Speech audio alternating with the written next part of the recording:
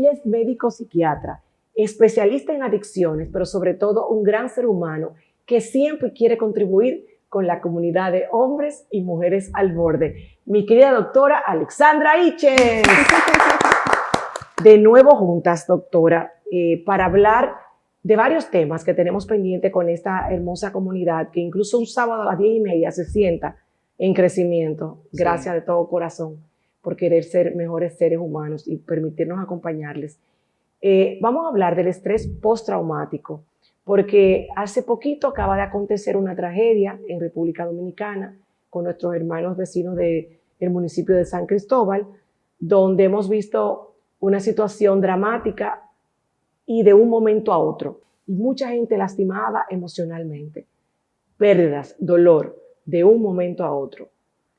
Ese tipo de tragedia puede provocar estrés postraumático. Mira, cabe resaltar que todas las eventualidades inesperadas, todas las tragedias y todos los eventos que se dan de manera contundente llegan a afectar psicológica y psiquiátricamente. Hay dos grandes diferencias.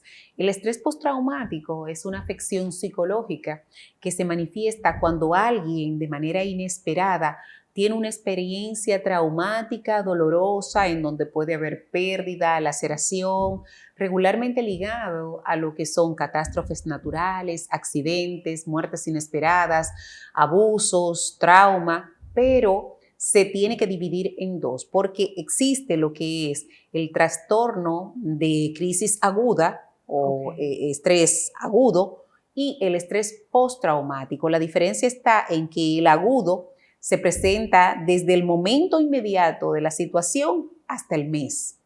Y el trastorno de estrés postraumático es del mes hacia adelante. Wow. ¿Qué es lo que causa el gran impacto o por qué las personas regularmente no se dan cuenta que están dentro de esta afección?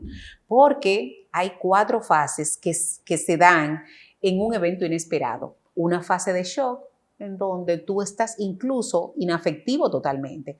Yo tuve la oportunidad de estar en la zona 0 y habían personas en donde su rostro no traducía absolutamente nada. Estaban ahí, estaban colaborando, pero su rostro ni tenía asombro, ni tenía tristeza, ni tenía ninguna expresividad, ningún afecto, como le llamamos nosotros, que fuera congruente con lo que estuviera pasando. Entonces, ese shock, estoy aquí, es un mecanismo de defensa que utiliza el cerebro para poder sobrevivir a ese instante. Luego viene ese periodo de negación. No, yo no creo lo que está pasando, esto no me pudo pasar a mí, esto es mentira, Dios mío, ¿y qué es esto? Luego viene ese periodo de ira y culpa, en donde, ejemplo, había una señora, porque se pueden dar de manera pausada, pero también de forma muy brusca. Había una señora donde aparentemente había mandado a alguien a comprar algo cerca de esa zona y no lo encontraban.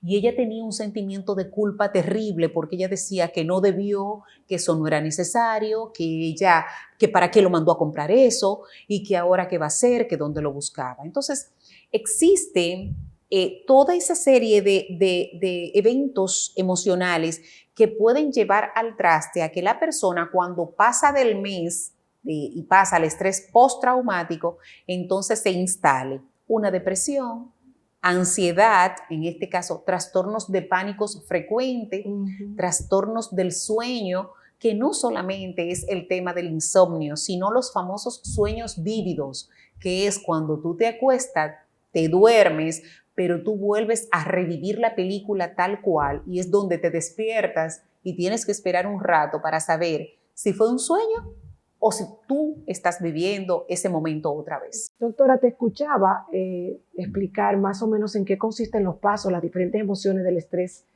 traumático y postraumático, ¿verdad? Como tú decías, son 2 tipos. Y estaba recordando que nunca entendí por qué cuando pasó lo de las Torres Gemelas, aquel 11 de septiembre, a mí me tocó verlo en televisión en vivo, desde aquí, pero estaba viendo la noticia, era por la mañanita y lo vi todo en vivo, todo lo que se pudo ver en vivo, ¿verdad? Y yo me pasé 6 meses con una pesadilla recurrente como si estuviera pasando una situación así parecida, Sí, pero donde claro. yo estaba involucrada. Claro. Entonces, yo decía, ¿por qué yo tengo 6 meses con la misma pesadilla, con aquella angustia que quizás yo podía conectar con lo que yo pensaba que esa gente había visto? Claro, el subconsciente guarda esa información y en el momento del sueño, que es donde relativamente nosotros no tenemos el control, entonces aflora. Sin embargo, hay una parte en nuestro cerebro que se llama amígdala. En la amígdala es el centro donde se guardan todos los recuerdos y regularmente afloran a primera instancia los negativos. Si yo te preguntara a ti, Ingrid, dime algo de tu niñez, aunque tú te acuerdes de ese bizcocho precioso que te compraron, tú primero te acuerdas, ay, yo tenía una bicicleta y me caí de ella, porque es así, o sea, hay una estructura en donde los recuerdos negativos afloran con más facilidad. Sin embargo, a mí me preocupa sobremanera. ¿Por qué? Porque esta situación del estrés postraumático y de la crisis de estrés agudo no solamente lo viven los afectados directos, llámese los heridos o los familiares de las personas fallecidas o de las personas desaparecidas, sino hasta los del entorno que no tuvieron nada que ver y que quizás ni siquiera fueron afectados a nivel de sus casas ni a nivel de sus propiedades. ¿Por qué? Porque el estruendo deja una memoria. Resulta que ustedes se van a dar cuenta que los medios sanitarios y los dispensarios médicos van a estar siendo abarrotados por personas a la misma hora de haber ocurrido el hecho, porque resulta que cuando tú vives una experiencia de este tipo, a la misma hora tu cerebro replica el pánico y vuelve. Por eso las personas cuando le da un infarto agudo al miocardio, van frecuentemente a la emergencia, siempre a la misma hora que el infarto le dio, porque de forma automática tu cerebro replica ese mismo instante. ¿Se puede hablar de estrés postraumático colectivo? Sí, a raíz de lo de San Cristóbal, de lo de las Torres Gemelas y tragedias grandes que han ocurrido en el mundo entero en cualquier momento, que implican algo grande con mucha gente. Sí, claro. Incluso esta entidad se empezó a estudiar fue con los veteranos que regresaban de las guerras, porque todos presentaban el mismo patrón: trastornos del sueño muy marcado, irritabilidad, hostilidad, disociación, empezaban a tener esos sueños vívidos, depresión, blackout, empezaban a tener ausencias, o sea, se quedaban, como decimos aquí en Dominicana, en el limbo, y tú le hacías alusión a algo y simple y llanamente no te respondía.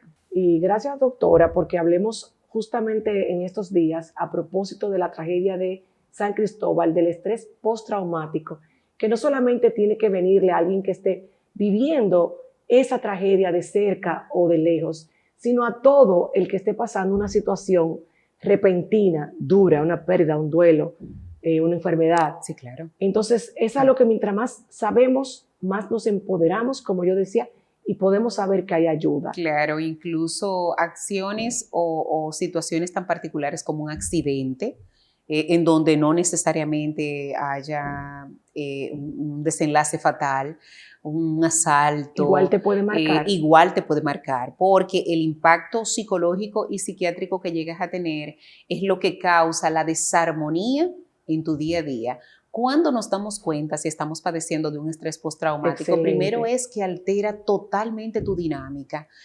Tú empiezas y desarrollas un temor inminente, no quieres exponerte a situaciones similares, trata de evitar y de bloquear cualquier información que sea similar a la experiencia vivida. Ejemplo, hay personas que van a la playa o van a un río o en una piscina y sufren el susto de la posibilidad de ahogarse. Ya son personas que tú no le puedes mencionar por ningún lado el tema de mucha agua junta, como yo digo, jamás vuelve. No se quieren exponer a meterse en el mar Ni un ratico. siquiera. Entonces, vivimos muy expuestos regularmente y esa sobreexposición a esas situaciones traumáticas nos hace desarrollar lo que es el síndrome de la desconexión emocional. ¿Qué es exactamente ese síndrome? Es exactamente tú no tener la capacidad de identificar las emociones que pudieras estar experimentando por una situación X. Es como yo decirte, Ingrid, te sacaste la loto. Ingrid, falleció tu hermano. Y no decir tu expresión ni tú tener una conexión de absolutamente ninguna. Usted mencionó algo que lo voy a traer a colación como ejemplo vívido. Cuando muere mi hermano fue así, un accidente repentino de un momento a otro, perdí a mi hermano frente a mí en una situación trágica. Yo en ese momento no entendí y yo estaba orgullosa de lo fuerte que yo estaba haciendo.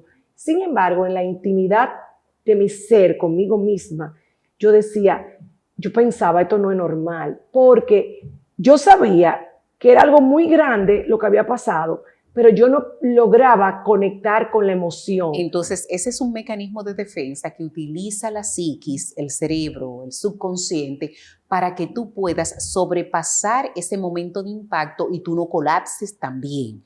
Fíjate que días después, en tu intimidad es donde viene el desborde y por eso tardé meses. Y por eso las personas dicen, pero ella estuvo muy fuerte durante todo el proceso. Hubo gente que pensó que yo estaba medicada, yo nunca me mediqué, pero yo estaba en una actitud tan pausada, tan íntegra, y otras personas inclusive sin saber que esos procesos psicológicos se dan, tienden a decir a la ligera, ay, pero mira, parece como si ella no lo hubiera querido. Y algo que a mí me chocaba era que yo, a todo el que me preguntaba, yo le contaba la historia rápida. Entonces pasó esto.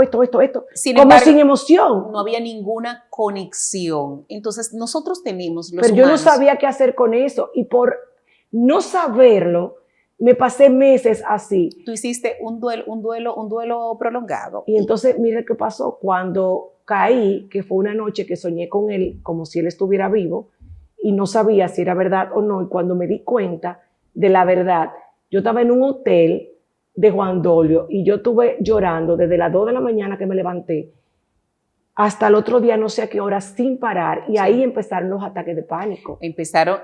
Ahí empezaste tú a desbordar todas las emociones reprimidas que tenía hasta ese momento. Y te cuento, nosotros los humanos tenemos 4 emociones básicas y que debemos de ser lo suficientemente pausados para cada quien identificarla, que es la alegría, la tristeza, el miedo y el enojo o la ira.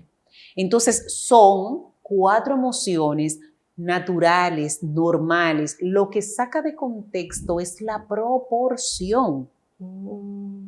Cuando ya esa tristeza se instala y no se va. Cuando esa tristeza se instala y no se va, o cuando esta alegría se convierte en euforia y tú piensas que si no estás en ese estatus de forma permanente ya el mundo se acabó, o cuando tú te manejas sobre un enojo permanente, una hostilidad que llegue inclusive a provocarte conflictos en tu entorno, o cuando ese miedo te arropa tanto que neutraliza cada una de las cosas que tú tienes que hacer en la vida. En mi caso, cuando me pasó lo de mi hermano, que yo sabía que yo me sentía rara porque yo decía, es como si yo no tuviera sentimiento. Y yo sé que yo decía eso, pero yo no entendía qué yo podía hacer. Luego ahora, ya uno con toda la experiencia que la vida te va dando y todos ustedes cuando me acompañan en el programa, dicen, no, el duelo hay que abrazarlo y hay que llorarlo.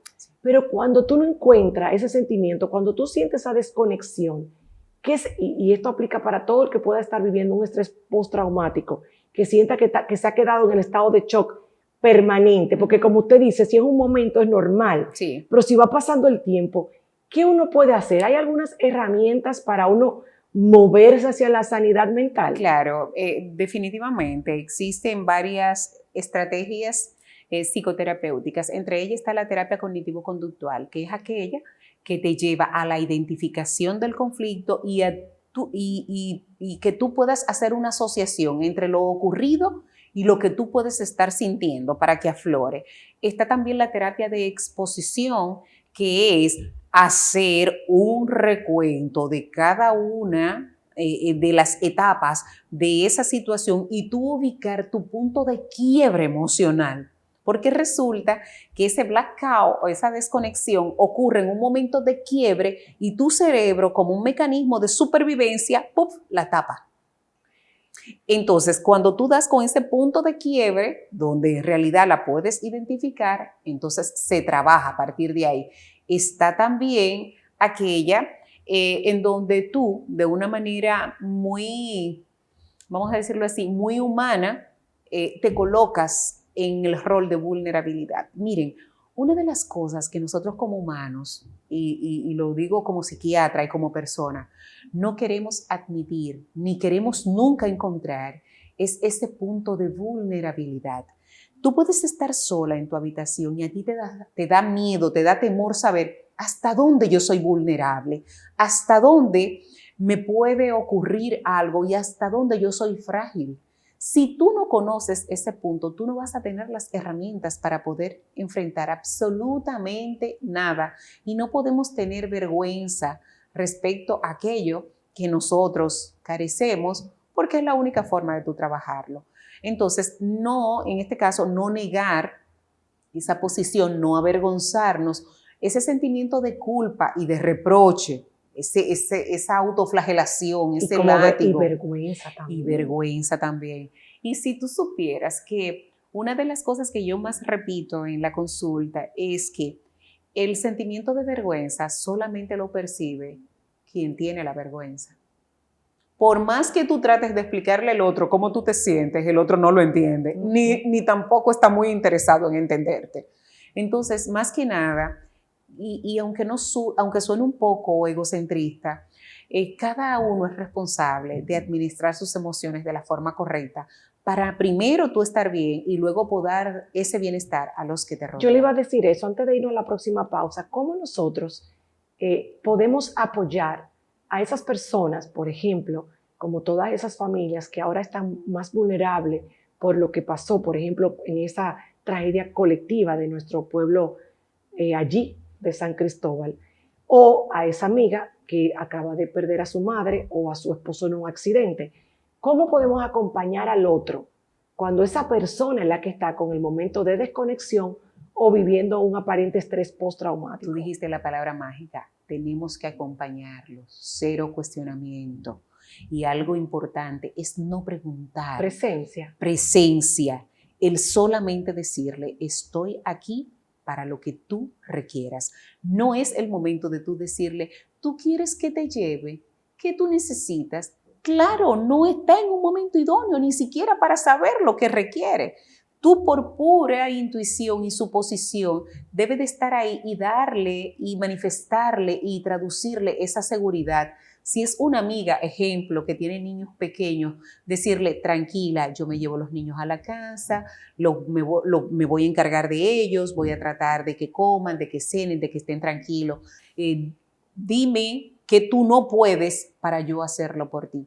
Pero los cuestionamientos hacen que el otro se revictimice. No podemos sumarle más preocupación a quien ya está destruido. Vamos a hablar de un tema que todavía es tabú y hay que romperlo. Sí. Y vamos a hablar del suicidio. Dicen que cada 40 segundos muere una persona por suicidio. A nivel mundial, cada 40 segundos una persona se suicida y cada 3 segundos alguien lo intenta. Las estadísticas de suicidio a nivel mundial oscilan entre 800,000 y 1.2 millones de personas al año. Ingrid, y de manera particular, nosotros en República Dominicana tenemos unas estadísticas que son también alarmantes porque somos de los principales países de Latinoamérica donde tenemos un número más alto a final de año. Aproximadamente entre cada 8 y 13 horas en República Dominicana, cuando mejor nos va, alguien se suicida. O sea, en los últimos 5 o 6 años, las estadísticas nunca han bajado por debajo de los 500, 600 y 700 suicidios. Cabe resaltar que hay diferentes grupos de edades y aunque no hay una edad específica para que una persona lo intente, lo haga, lo ejecute, lo consuma, por decirlo así, últimamente tenemos números alarmantes de esa primera etapa de la edad que es por debajo de los 25 años. Incluso como especialista en salud me preocupó y me preocupa mucho el hecho de los últimos meses los suicidios de adolescentes y adultos jóvenes que han ocurrido. Y ha existido en los que se han publicado un denominador común que ha sido el tema de lo del bullying, el tema de lo del acoso en diferentes formas, ya sea por redes, ya sea por el tema del acoso escolar.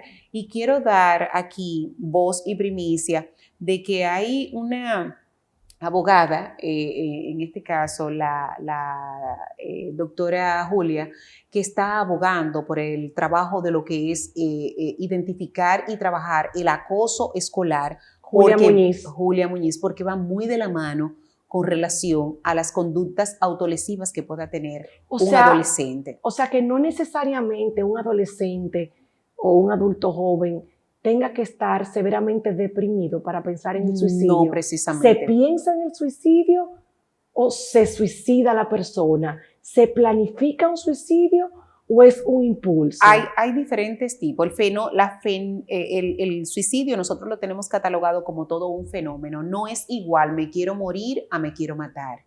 El me quiero morir va muy de la mano de los pacientes depresivos, que es cuando dicen, ay Dios, yo quisiera desaparecerme, no quisiera estar. Pero el me quiero matar ya viene con una estructura estipulada. Hace unas semanas tocó la coincidencia cuando de forma fatídica ocurrió el suicidio de una señora en un centro comercial. Ay, en el parqueo de un supermercado.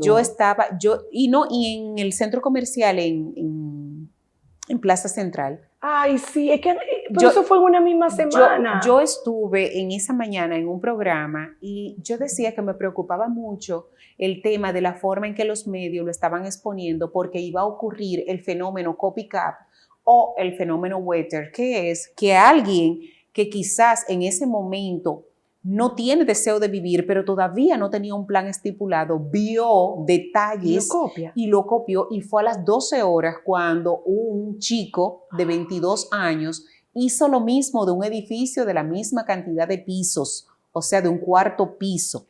Entonces, ¿hasta dónde realmente nosotros debemos de saber cómo tocar el tema del suicidio? Sí, qué bueno que usted lo trae de nuevo. En un momento ahorita le decía que yo sé que es delicado, y a veces no sé si como comunicadora y coach puedo traer con usted estos temas arrojando luz de empoderamiento, de sabiduría. Claro. O cómo evitar que sea algo que se quiera replicar. Mira. Porque yo había oído eso y quería saber cuánto de cierto hay. Lo de la connotación,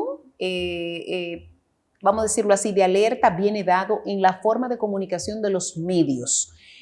¿Por qué? Porque ciertamente, y está vetado en muchísimos países y está penado, tú puedes informar lo del fallecimiento, pero tú no tienes que estar dando detalles particulares que incluso laceran de manera muy particular lo que es la integridad del quien ya no está, pero también de la familia. Porque hay algo que no se toma en cuenta, es que esa persona que cometió ese acto tiene familiares, tiene hijos. Imagínate un niño, porque esas imágenes se quedan en las redes.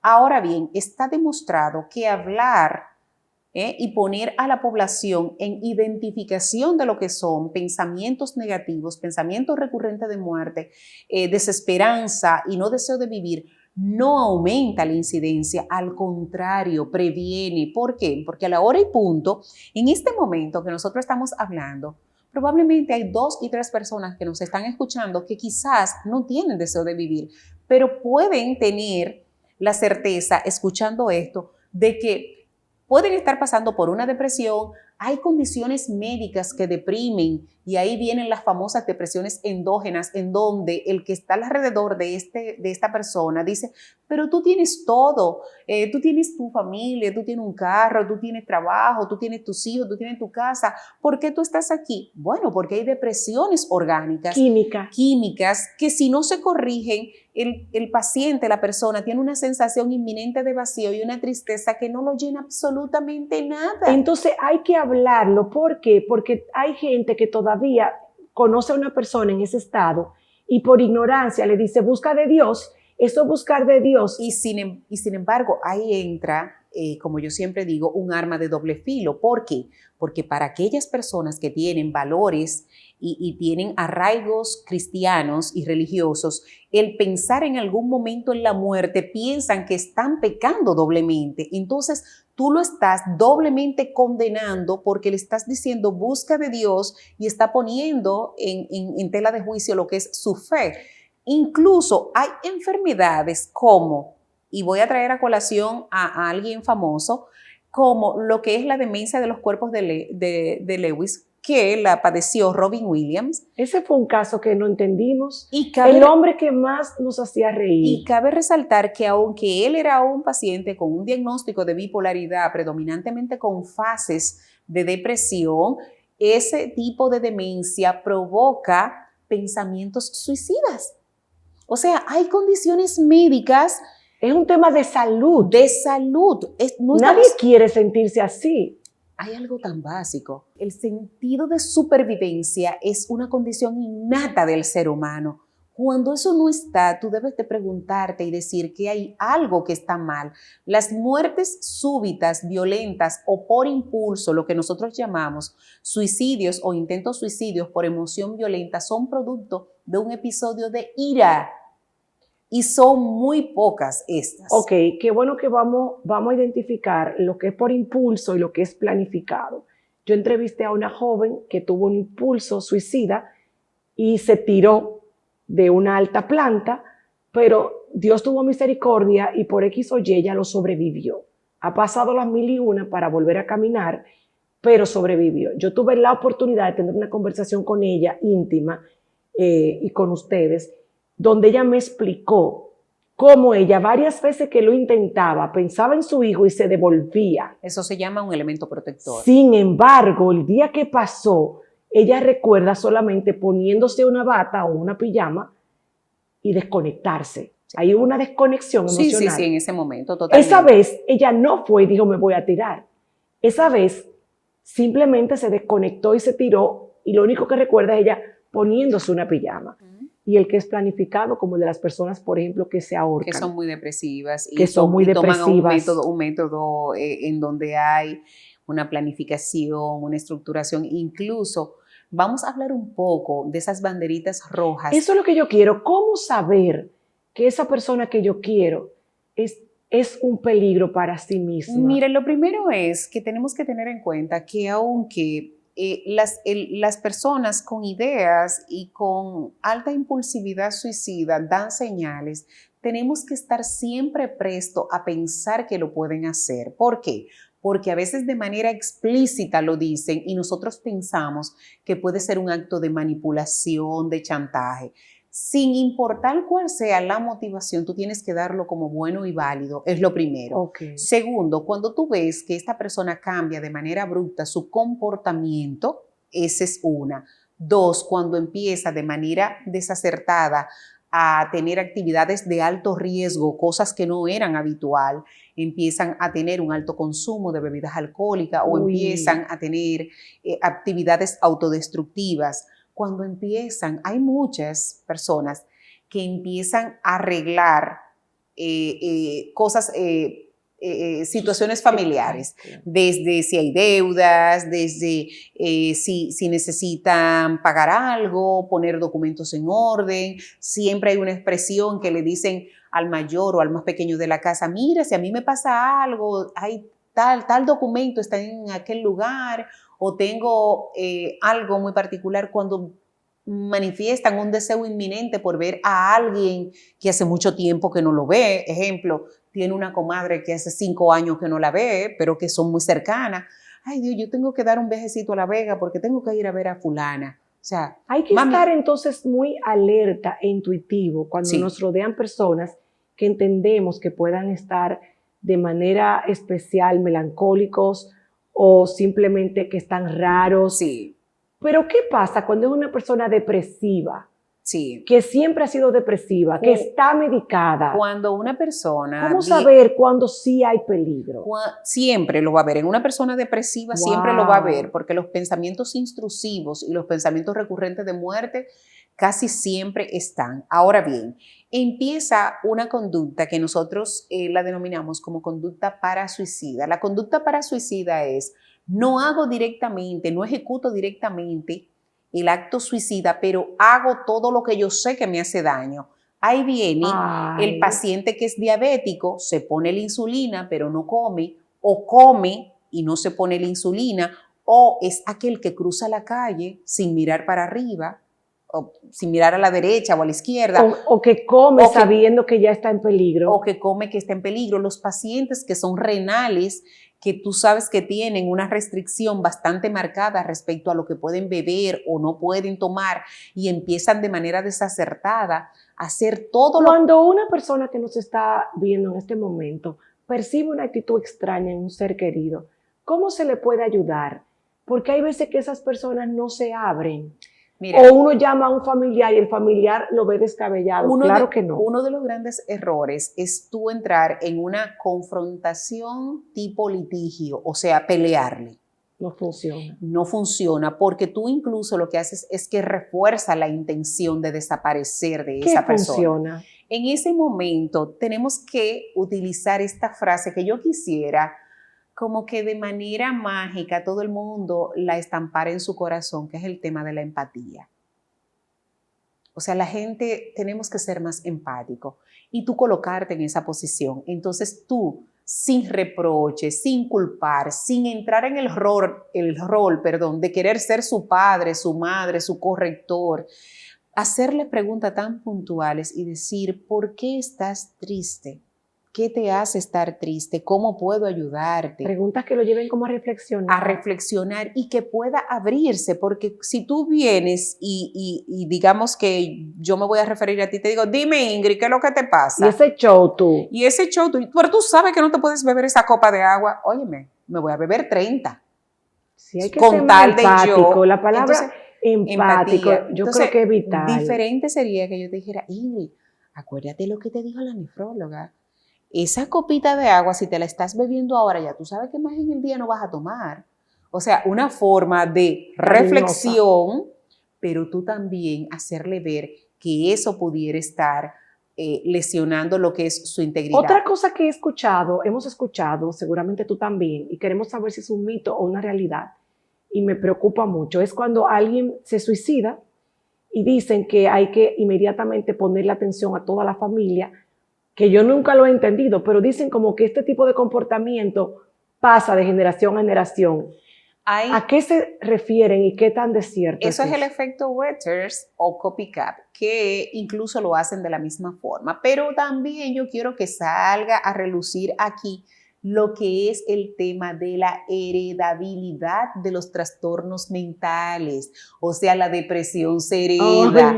Al heredarse, la posibilidad y el porcentaje y la probabilidad de que alguien se suicide en la familia puede ser que otro lo haga porque puede estar deprimido y, por supuesto, tener los mismos pensamientos y también ejecutarlos. O sea, no es que el suicidio se hereda, porque es un comportamiento, una actuación. No. Lo que se hereda es la salud mental, los temas de la salud mental, que pueden haber llevado a la persona al suicidio. Totalmente de acuerdo. Y por eso vemos que la tía lo hizo, la hermana lo hizo, la mamá lo hizo. Entonces, cuando vemos que una tía o un familiar lo hizo con tal método y funcionó, caramba, yo no me voy a arriesgar a buscar otro método, yo me voy por el que se supone que es seguro. Ahora bien, ustedes erróneamente piensan que el que dice que se quiere morir o que se va a suicidar no lo va a hacer. No crean en eso. Denlo como bueno y válido. Claro que sí, tienen que prestarle atención. Porque yo siempre voy a decir que el que de verdad se va a suicidar no lo dice tanto. Lo dice. Y a veces esa apatía y esa indiferencia del entorno es que reconfirma en ese momento de que no vale la pena para él seguir viviendo. ¿Qué tan triste puede estar un ser humano que de verdad no tema quitarse la vida? Porque no es de cobarde, quitarse la vida es un acto muy difícil. Es muy difícil. Y renunciar a los hijos que se aman, los nietos que se aman, el esposo que te ama. En ese momento no pasa nada de eso por la mente del potencial suicida. Más que nada hay esa persona está sumergida en lo que es el dolor propio y en la sensación de minusvalía y desesperanza que está viviendo.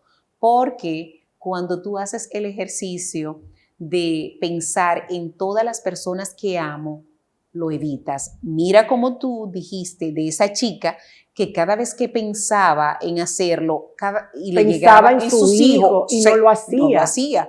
Hay otras personas que piensan en su madre, hay otras personas incluso que su elemento protector es la parte religiosa, porque la Biblia dice que los que intentan contra su vida no tienen vida eterna. Entonces ya solamente de pensar que yo no voy a tener vida eterna me hace frenarme. Sin embargo, tenemos que hablar mucho porque también ocurre lo siguiente. En este mundo actual, en esta posmodernidad que estamos viviendo y en este auge que tienen las redes sociales y la difusión, señores, podemos replicar de forma positiva mucho el amor por la vida y en vez de estarnos concentrando en aquellos mensajes que quizás no necesitan difusión porque esos se van solitos. Sí, el amarillismo, el morbo, el bullying. No debemos ser parte de eso. No debemos ser parte de eso. El bullying, la falta de empatía en las redes, la gente que entra a la red de alguien sin saber la historia que está viviendo, porque eso es un álbum de fotos, eso no necesariamente es tu vida real. Creo que hay que ser más empático, por lo que hablábamos de que el acoso está llevando a muchos jóvenes. Muy empático. Incluso me trae ahora el recuerdo el deceso de la Miss USA. O sea, una chica que deja una carta y dice de manera muy detenida que ya no aguantaba más, no solamente el tema de la depresión que venía sufriendo, sino también la presión mediática de los medios y de las redes. Así que entendamos de que en el momento que tú decides tener una red social, ya tú estás dando pie a ser público y a recibir comentarios, no solamente el like y ese comentario que te agrada o te engrandece, también tú vas a encontrar muchos detractores ahí o personas que simple y llanamente no tienen nada que hacer. Hay que cuidarse. Cosa más grande, porque lo viví en mi familia, que perder un hijo. Mi mamá perdió a mi hermano y de ahí en adelante la depresión se apoderó de ella. El otro día, un hombre joven, un adulto joven, se quitó la vida. Y cuando vi lo que su padre dijo a alguien que lo estaba, creo que entrevistando, él dijo: aunque me veas caminando, ya soy un hombre muerto. Se fue la vida. Esto fue el doloroso texto con el que Alberto Holguín, el señor Alberto Holguín, exdirector del Instituto Nacional de Aguas Potables del INAPA, recordó a su hijo que se había quitado la vida.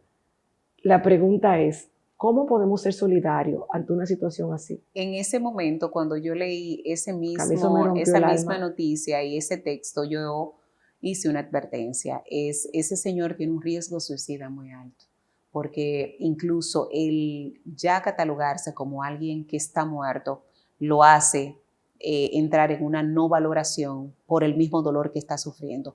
Tenemos que ser muy empáticos porque aquellos que no están tienen todavía personas vivas y por supuesto ellos tienen que vivir de una manera muy digna esa falta y esa ausencia que nunca van a recuperarse porque va a estar ahí.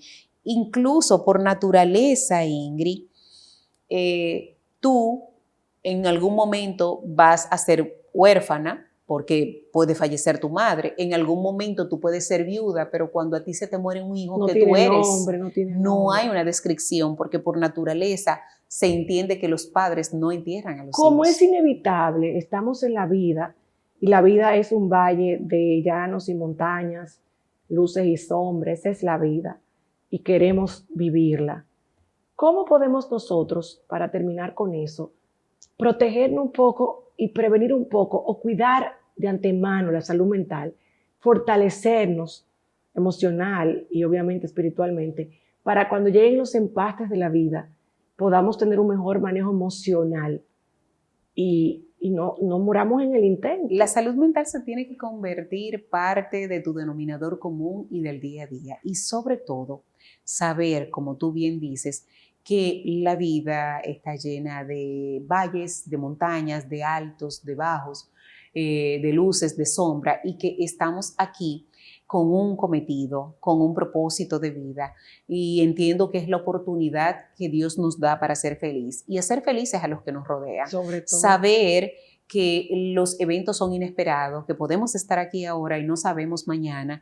Entonces, yo creo que un libro que se convierte en el libro de la gran sabiduría es la Biblia. Y hasta la Biblia dice que tú no puedes permitir que el sol se oculte sin resolver tu conflicto. Entonces, tenemos que vivir todos los días haciendo esta paz con el que nos queda al lado y sobre todo demostrándole nuestro amor. Que en este momento, que en esta era entiendan que si yo te digo que te quiero y que tú eres importante para mí, me cataloguen de ridícula. Que digan que soy ridícula, no me importa para nada. Hay que ser querendona. Pero vivo el momento de hacerte saber a ti lo importante que tú eres para mí y sobre todo manifestarle mi buena intención a las personas que están a mi lado. Hacer el bien, la salud mental forma parte prioritaria de nuestra vida, fomentarla, no avergonzarnos y sobre todo tender la mano a aquellas personas que nos necesitan. Yo creo que sí, usted dijo algo que también yo creo que nos ayuda mucho y es, como es un regalo el aquí y el ahora, vivir más presente desde la empatía, desde el amor, con nuestra humanidad, que también hay que abrazarla, pero una vida con propósito. Yo creo que nos puede llenar y nos ayuda a manejar cualquier vacío o situación que llegue. Y sobre todo que sepan que no están solos, tenemos que ser más unidos, más empáticos. Y que todo el mundo, Ingrid, tiene un don. Detente a descubrirlo. O sea, hasta sembrar suculentas. Tú te puedes volver el mayor cultivador de esta.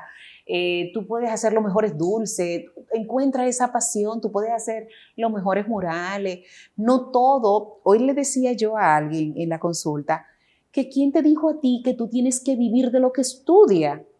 Encuentra tu pasión. Vive tu pasión, porque eso es vivir. Y al final no será un trabajo. Regalo, el aquí y el ahora, este momentico, es un regalo. Y al final no será un trabajo. Entonces, vamos a hacer eso que nos hace feliz. El día, yo soy de las que opina, y esto es algo muy personal y se lo he repetido a muchas personas, el día que yo me levante diciendo, ay, para la clínica, ese día yo tengo que buscar qué voy a hacer. Tengo que buscar porque ahí no es. No, porque ahí no es. O sea, todos los días me tengo que levantar yo me levanto súper contenta, súper feliz. Mi trabajo no es trabajo. Igual que yo digo, yo no estoy trabajando, yo estoy viviendo. Y cuando estoy contigo aquí, yo estoy presente en este momento contigo aquí. Con o sin guión, a veces ni lo miro, yo estoy fluyendo contigo y deleitándome todo lo que estoy aprendiendo, aun cuando hay dolor en el medio de la conversación. Totalmente. Porque somos empáticos. Pero eso hay que hacerlo con nuestros hijos, con nuestros viejos, con el vecino.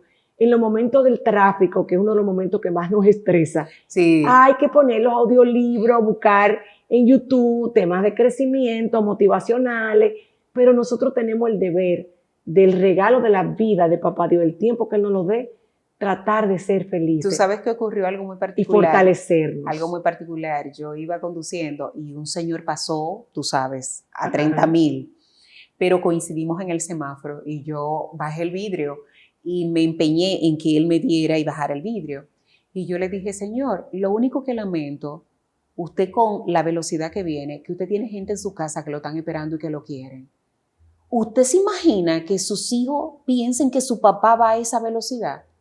¿Cómo usted se sentiría si le hacen una llamada para decirle que ya usted no está? Ay. Ese señor se paró y me dijo... Se paró luego que cruzó el semáforo y me dijo, muchísimas gracias, necesitaba a alguien que me dijera algo.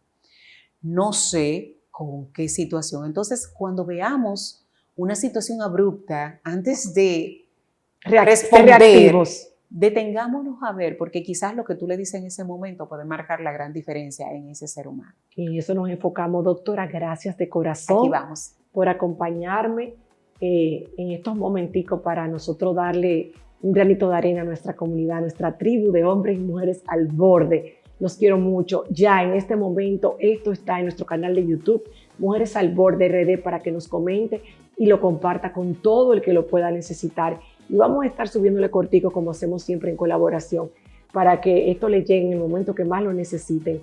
Doctora, gracias. Gracias a Gracias por tu sintonía. Recuerda que de lunes a viernes también estoy contigo en la radio interactivo de lunes a viernes de 2:30 a 2 en Estrella 90, la 90.5 FM y aquí en Telesistema cada sábado a las 10:30 al borde. Chao.